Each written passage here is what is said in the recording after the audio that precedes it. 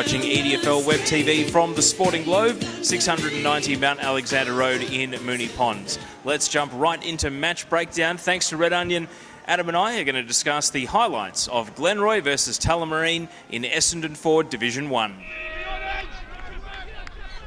So it was ominous signs from the first bounce as Tullamarine went forward and kicked an early goal. No better way to set down a marker. Chain of handballs, keeping the ball moving, broken tackle there, and then again riding that challenge and another broken tackle there. Becker throws it on the left boot, puts it through for a goal. Couldn't have asked for a better start. Yeah, obviously a very dangerous club when they get going, Tullamarine, especially early in the game, so the warning signs were there from the start for Lance Whitnell's men. Now you see Doyle taken high not once but twice. Gets a fairly clear-cut free kick, goes back and kicks a set-shot goal. This is 6 minutes in, Tullamarine with the first two majors of the day. And then here we see a very nice end-to-end move. Tullamarine kicking 3 goals, 14 minutes in. Glenroy yet to hit the scoreboard, and in this passage of play we really get to see how well they use the ball. Yeah, Teo, you're right. I think Big Mangan gets involved in this particular play. He's had quite an impact since coming across from Tullamarine in Division 1. You can see there is the link man as Tullamarine go forward once more and get another goal. Arms on the run, perfect end-to-end move, and 3 goals to 1 at that stage.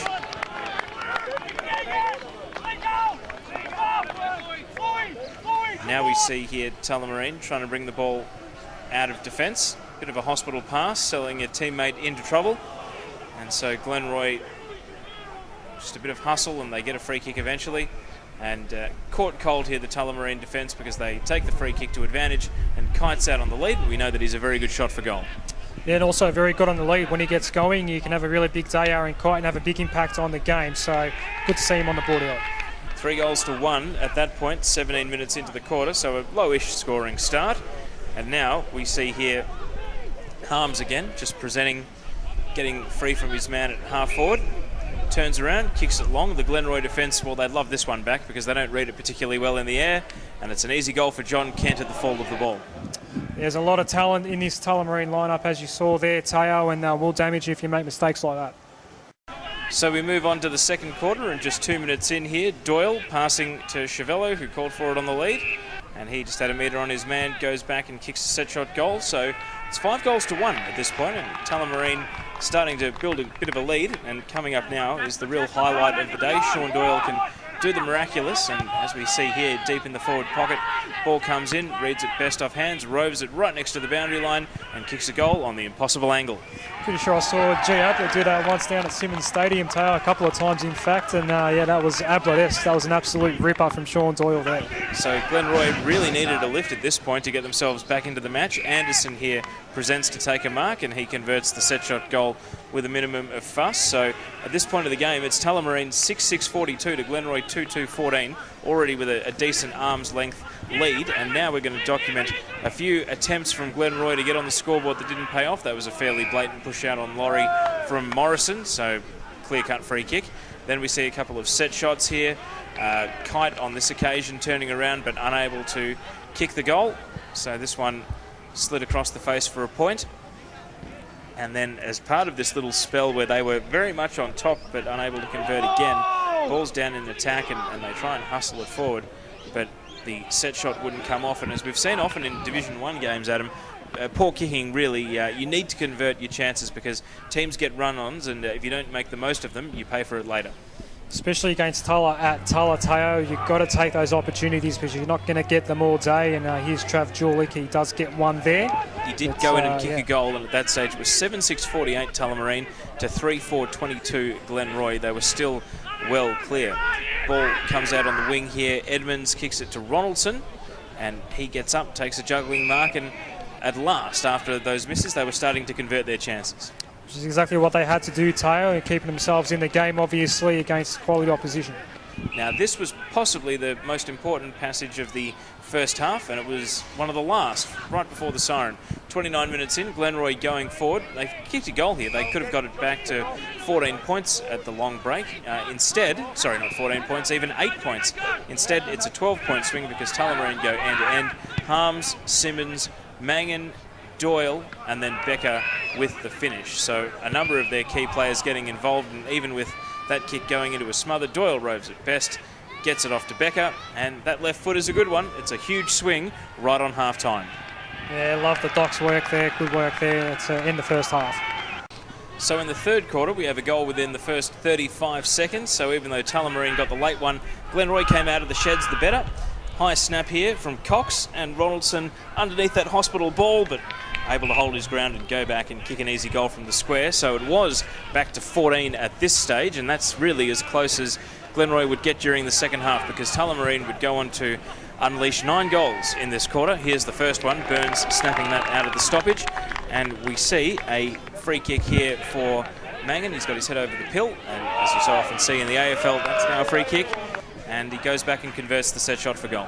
We spoke about Mangan and his impact that he's had on Tullamarine. Obviously, he's kicked a lot of goals this year, and he's also really crucial in setting them up. So he's a tough man to stop, especially for Glenroy. High ball to the forward 50, and Harms is able to lose his man and mark and kick the set shot goal. So this is only 7 minutes into the quarter. We've already had the 4 goals, 3 of them at Tullamarine's end. Parsons here goes inboard, and he gets right underneath this kick. Can't get the journey, but Morrison is there taking the mark, and he just keeps Glenroy in touch. It's Tullamarine 11-11-77 to Glenroy 6-5-41 at this point. So Glenroy still needed a bit of a run on, and instead it would be Tullamarine getting it the other way. Off the spoil here, Harms reads it best. He buys a free kick with a bit of smarts there, just getting held. And then it's play onto advantage. Russell Laurie kicks the advantage goal. And this was really the beginning of the end for Glenroy. They were only really clinging on, and Tullamarine kicking a number of goals in a row here would end the game as a contest. Still some very competitive moments, but as far as getting a winner, it was looking pretty impossible when Hare dived for that mark and handed it off to Egan for a running goal. And then they just kept coming, the Majors here. We see Cronin just gives a little bit of a smack to the man there. Hare gets the free kick and would go back and convert the set shot, and Adem, cardinal sin in footy, Glenroy would give away another free kick and the ball wouldn't even go back to the middle. They'd get 2 goals in a row. Yeah, we obviously saw that a bit. The discipline at Glenroy obviously wasn't good in this game, but frustration can do that to you, Teo, and there you go. Tullamarine went bang, bang as a result. Simmons makes it a double goal, and so Tullamarine's already brought up the ton at this point. It's 107-48, so they'd really gone out of sight, and when Morrison kicks this goal at the 33-minute mark of the quarter, it's 107-54, and Glenroy is really well adrift in the match, and Tullamarine would have time for another one. Russell Laurie spills the ball with a good tackle. Mangan reads the bounce better, gets it over the top, and as you see there, the Glenroy defender tipped it. Mangan read it down and gets it to Kent, his forward 50 partner, and he didn't take any risks, decided to go back and kick the set shot goal. The 35-minute quarter, and at the end of it, Tullamarine 113, leading Glenroy 54. And so we go to the final term with Tullamarine well in front, and Glenroy would actually go end-to-end here and get a goal. You can see the match opening up. It was a bit of a junk-timey sort of a final quarter, and Kite gets on the end of this one to kick his second of 2 goals for the day. Mansfield actually did well to right the tackle there and not give away a free kick for holding the ball, and Kite would go back and kick the set shot, but it was too little too late. Yeah, all you can do is, I suppose, a little bit of match practice and try and get some confidence up at this stage, and that's what Glenroy did in the early stages here. So a goal there for Kite. Now Russell Laurie kicks the set shot goal. Very nicely done. It was 11 minutes into the quarter, and Mangan here marking, even running and having the time to take a bounce. He goes long to Kent. This is a good diving mark with the flight. You can see an open forward 50 at this point. Tullamarine, Glenroy not flooding back and not really protecting the percentage.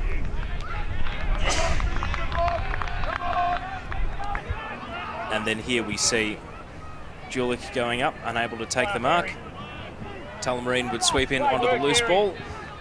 Nice little chain of handballs, and Harms totally unmanned, able to mark and then weave through and kick a very nice goal. One of Tullamarine's best on the day, Harms. And this was a nice way to finish it off. Yeah, just some icing on the cake there for another really big win for Tulla.